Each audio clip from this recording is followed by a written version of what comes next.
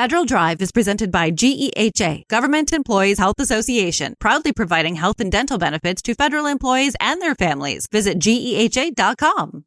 April is World Autism Month, and for military families, navigating autism care often means navigating multiple systems at once.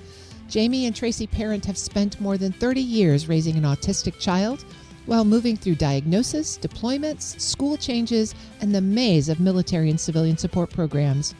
Their new book, The Mission at Home, turns that lived experience into practical guidance for families facing the same transitions and gaps in care. We'll hear from Jaime and Tracy about what they've learned and what still needs to change. Jaime and Tracy, it's so nice to have you on the show. Thank you for joining me. Thank you for having us, Terry. Jaime, you all have got a new book out that shares a very personal family story about your son Brian's autism diagnosis back in 1988 and how that has shaped your family's experience since then. When you look back at those early years, what stands out most for you about how your family learned to navigate autism within the realities of military life, which is challenging on its own? Well, back in 1988, when Brian was diagnosed at age 2, there was very little information, public or clinical or educational information about autism. So we basically started at ground zero. And over the early years, while Brian was being diagnosed, we ran into a number of clinicians and educators that also didn't know anything about autism. So we had to learn a lot of grassroots things. We had to go to some little education resources we had. But the thing that really helped us the most was families like us. We found families that maybe had a 2-year-old, a 12-year-old, an adult perhaps living at home. And those families were really, really special and really influential in our lives.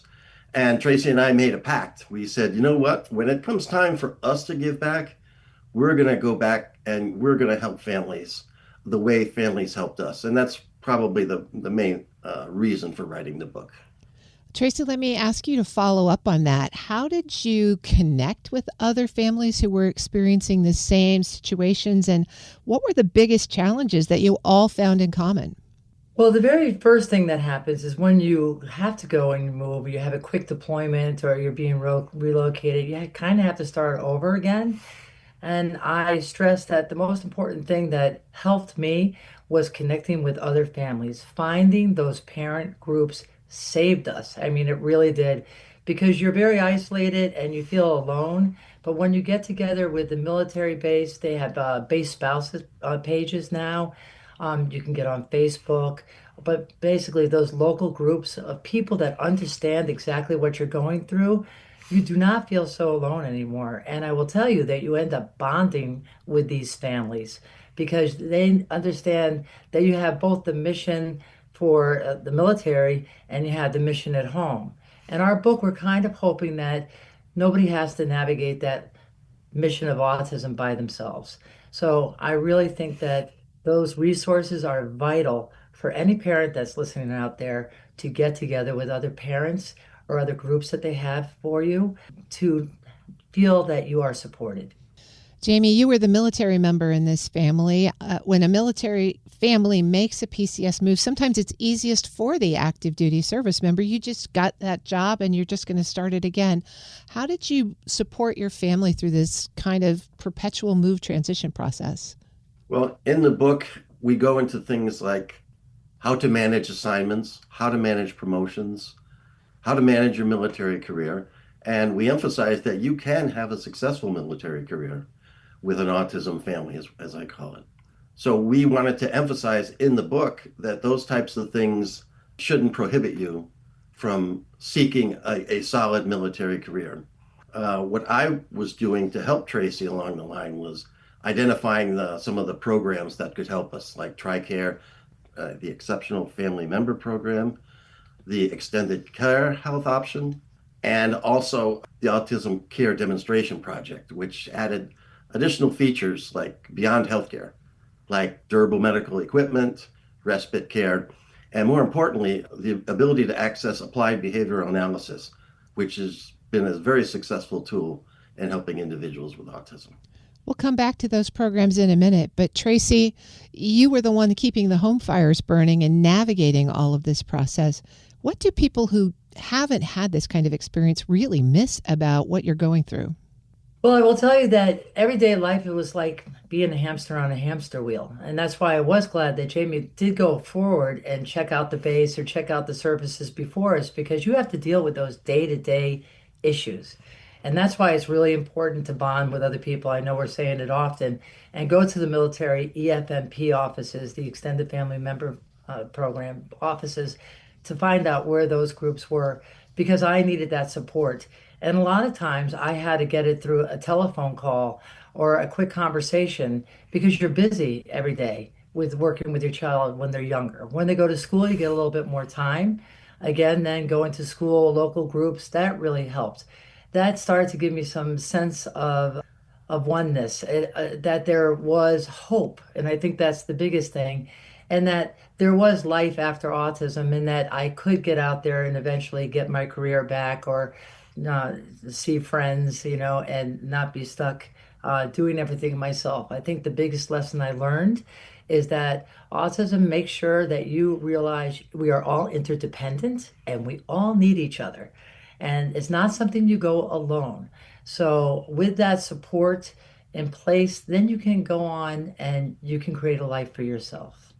I'm speaking with Jaime and Tracy Parent. Jaime is a retired Air Force Lieutenant Colonel. Tracy is a neurodiverse coach and speaker. Their new book is The Mission at Home. Jaime, let me come back to you. In your last answer, you rattled off a bunch of different programs, and I want to come back to those because listeners may not be aware of all of them. There are a lot of programs, both in the military and in schools and communities, that can help. But putting them all together really requires a roadmap. How does your book help families with that? We have firsthand experiences with all of these things, and our book goes into depth about what the benefits are and how to achieve them. You're right, the military has come a long way with additional programs. These programs did not exist while we were on active duty, but now they do exist, and now they are greatly improved over time. Still a lot more work to do, but navigating those programs was kind of doing the same thing Tracy was talking about. I was looking for enlisted and officer personnel that had a child with autism, and say, hey, what happened to you? How did things work out? So it's a combination of that, I think, that helped me maneuver a successful military career. But I did need a lot of help from a lot of people to make those connections and to make things work. As you think about the roadmap that you developed and the insights that you developed through the School of Hard Knocks, if you will, thinking about where we are today, what do you want policymakers, either in the military or in Congress or even in local communities and governments, to think about to support families like yours? I think the biggest thing that's happened and continues to work is the EFMP program is now under the control, let's say, of the line of the Air Force. It used to be under the medical side.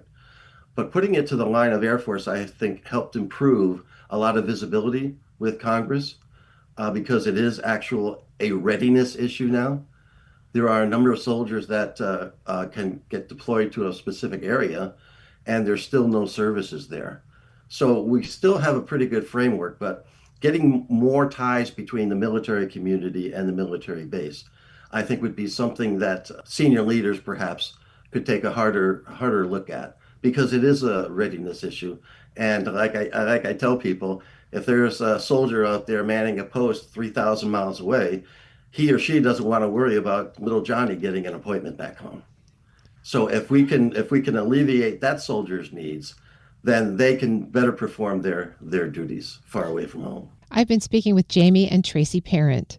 Jaime is a retired Air Force Lieutenant Colonel. Tracy is a neurodiverse coach and speaker. Their new book is The Mission at Home. Thank you both for joining us and sharing your story. Thank you. We'll post this interview at federalnewsnetwork.com/Federal Drive. Subscribe to the Federal Drive wherever you get your podcasts.